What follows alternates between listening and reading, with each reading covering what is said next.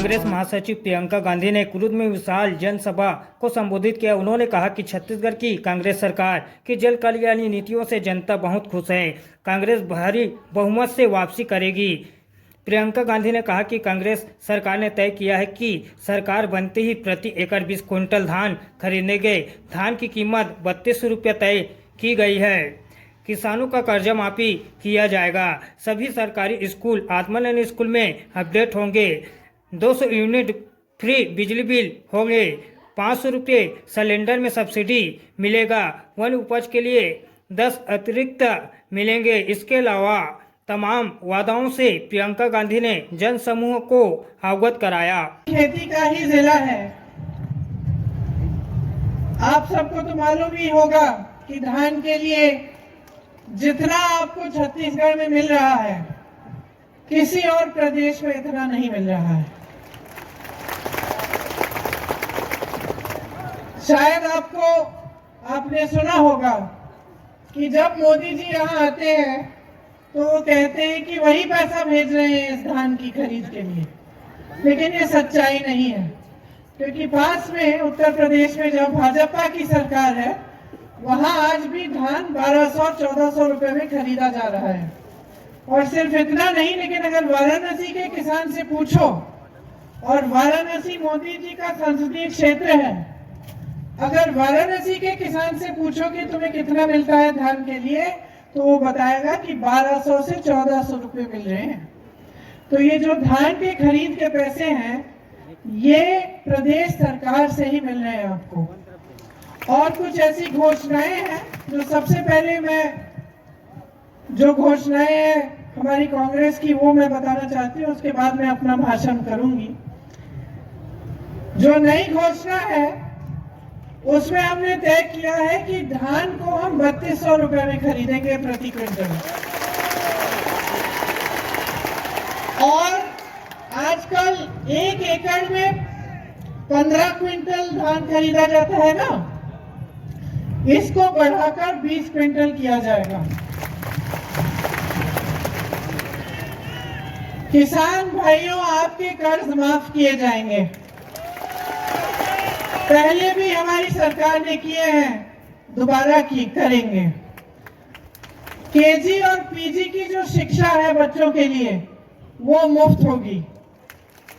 सभी सरकारी स्कूल जितने भी हैं प्रदेश में, उन्हें अपग्रेड किया जाएगा और उनको आत्मानंद स्कूल बनाया जाएगा। आपने आत्मानंद स्कूलों के बारे में सुना है? अच्छी पढ़ाई होती है, उसमें इंग्लिश मीडियम की पढ़ाई है। सभी सरकारी स्कूलों को अब आत्मानंद स्कूल बनाया जाएगा। तेंदुपत्ता प्रति मानक बोरा की दर 6000 रुपए की जाएगी और 4000 रुपए सालाना बोनस भी मिलेगा। भूमिहीन कृषि मजदूरों को 10,000 रुपए दिए जाएंगे और 200 यूनिट बिजली सबको फ्री मिलेगी। मैंने जब आप सिलेंडर को भरने ले जाएंगी तो आपको 500 रुपए की सब्सिडी मिलेगी। 17.5 लाख गरीबों को आवास मिलेंगे। जो वन उपज के लिए आपको न्यूनतम समर्थन मूल्य मिलता है, आज छत्तीसगढ़ में 67 वन उपजों के लिए समर्थन मूल्य मिल रहा है। ये और कहीं नहीं होता है, यही हो रहा है आपके प्रदेश में। जो मिल रहा है उसके अतिरिक्त 10 रुपए मिलेंगे। 10 लाख रुपए तक आपका मुफ्त इलाज किया जाएगा।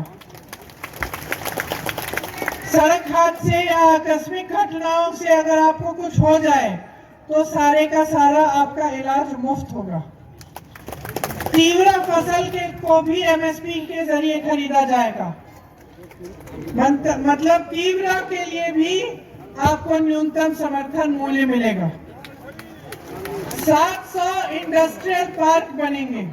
अभी तक 300 बनाए गए हैं, इनसे आपकी बहुत सुविधा होती है। 700 और बनाए जाएंगे इन 5 सालों में, अगले 5 सालों में। महिलाओं के स्वयंसेवा समूह और सक्षम योजना के कर्ज माफ होंगे। युवाओं को उद्योग हेतु 50% सब्सिडी के साथ सीधा ऋण मिलेगा।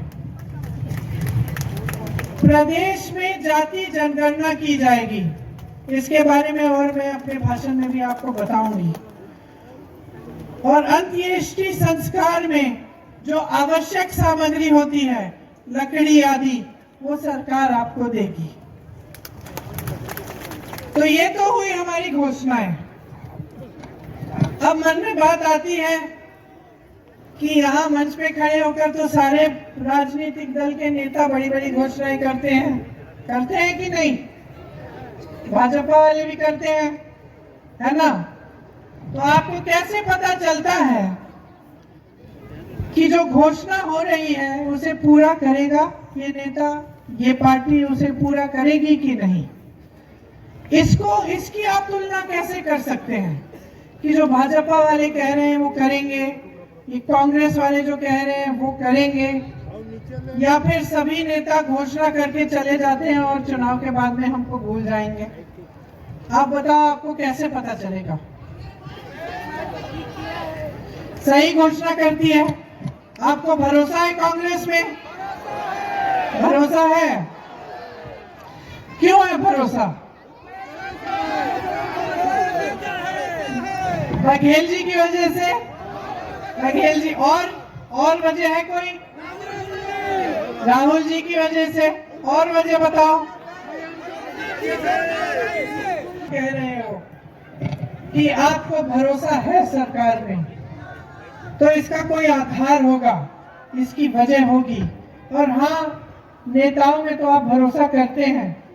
कांग्रेस के नेताओं में महात्मा गांधी जी से लेकर आज तक जनता ने हमेशा भरोसा किया है, लेकिन उसका एक आधार होता है। और आधार अक्सर ज्यादातर यही होता है कि उस नेता ने या उस सरकार ने या उस राजनीतिक दल ने कुछ काम करके आपको दिखाया होगा।